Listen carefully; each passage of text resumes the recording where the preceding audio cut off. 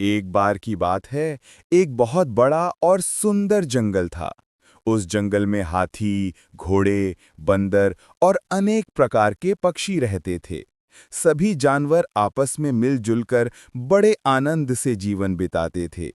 एक दिन अचानक उस जंगल में बहुत बड़ी आपदा आ गई।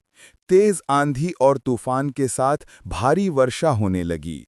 कई पेड़ गिर गए, नदियां उफान पर आ गईं और कई जानवर घायल हो गए।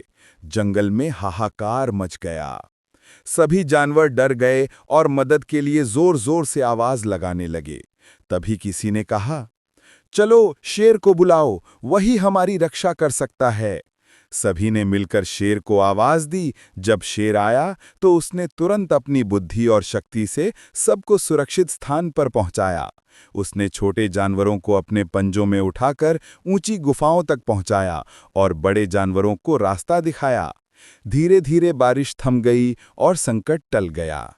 सभी जानवर बहुत खुश हुए और बोले, हमारे शेर राजा ही सच्चे रक्षक हैं। आपको हमारा शॉर्ट वीडियो अच्छे लगे तो चैनल को सब्सक्राइब और कमेंट बॉक्स